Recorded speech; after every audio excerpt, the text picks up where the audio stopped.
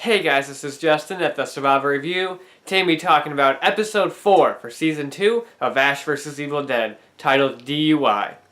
Now this episode is kind of like last week's, where it doesn't do a whole lot in moving the story forward, but it has a lot of great character development, a lot of great character beats, and just a ton of exciting sequences that still just makes it so entertaining. This episode continues off of where the last one ended, with Ash mourning over the loss of his dad, which is both sad and funny. Sad because it's sad that his character died, but it has a twisted Evil Dead humor with Ash just trying to put his brain back in his head and like trying to find his other eye, just like... Pablo, you don't see another eyeball around here, do you? Just both sad and twistedly funny. And then his car shows up, his possessed car from the last episode, and Pablo, wanting to take the bull by the horns, wanting to man up, goes to the car to confront the girl in there thinking that she's one of the people that stole it. And of course the car takes him and throws him inside and drives off. So Ash needs to go save Pablo. So what does he do? He finds his drunken friend Chet to get his car, and they drive off to go find him. And while that's going on, Kelly and Ruby are on the hunt for her kids. I made a little mistake in the last video. I said that they were going to go find the book on their own. Actually, no, they were trying to find her kids and kill them once and for all. So they're on the hunt for them, and it's two parallel stories, with Ash fighting off the possessed car, trying to save Pablo, while Ruby and Kelly are trying to kill these demon kids who just keep attacking them. So this episode is a lot of fun.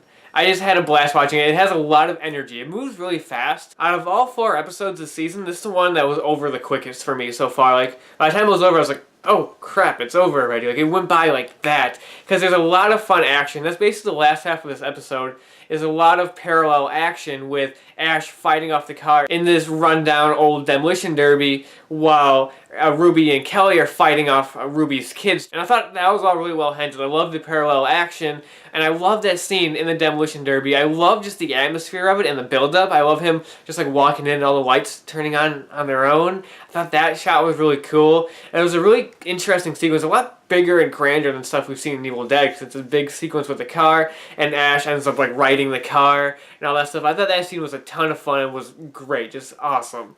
And then the stuff with Ruby and Kelly I thought was also really great. It's a little different than what we've seen previously, because it was them just like standing back to back firing the machine guns like an action movie. But I was okay with that. I thought that was a lot of fun. The best thing though about that sequence is that it just shows how incompetent Ash really is. Because in the last episode, Ruby says, we have to go kill my kids, so let's go. In this episode, they do that. That's all. That's compared to Ash, who's always making the wrong decision, always taking his time, and just making things drag out forever because he's incompetent. I just found that to be a hilarious contrast between the two characters. Ruby said, let's go do this, and she did it. Ash says he's going to do something, and of course it doesn't work out. And I thought that was just really funny. And even in that scene, you have Ruby kind of revealing a bit more information about her husband character, the big bad Deadite. And that stuff was really interesting. Like, they're really hyping up this character to be a big deal. Ball has a power over everyone. It gets into people's psyches, turning them against each other. Which is something I know is going to come into play later on with one of these characters. I know something's going to happen with, like, Kelly or somebody where they're going to get like seduced by him and maybe turn bad for an episode or two. I'm expecting something like that to happen. But that's a lot of build-up. I can't wait to see that character play out as the show progresses.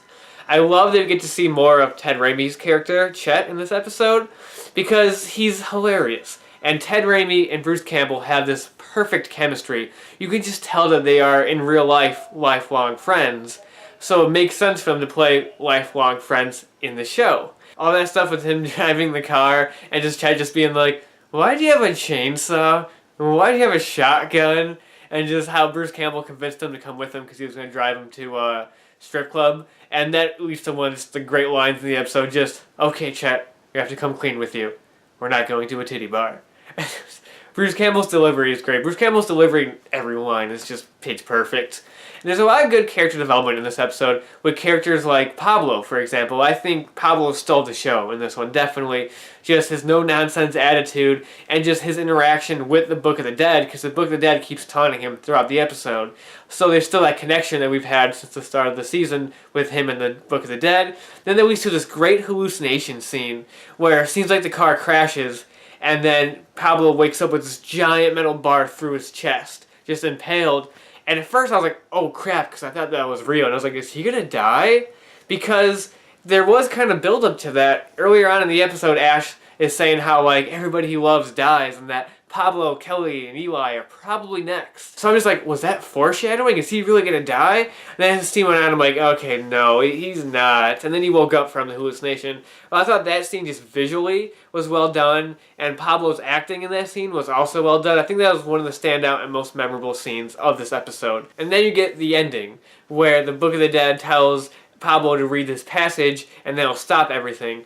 Which, I don't know, I'm just saying, I know it looked like Ash was probably going to get killed by the car. I still wouldn't have read it, just because I don't trust the Book of the Dead. I wouldn't trust the Book of the Dead. But of course, he reads it, it stops everything. Then they open up the trunk, and it looks like this giant portal in there, and they think, alright, we just throw the book in there, that'll send it to hell, and we're all good. So they do that, and Ash and Pablo walk off all happy like they did a good job. But of course, everything's not okay, because as they walk away, the trunk pops open, and the Deadite flies right out.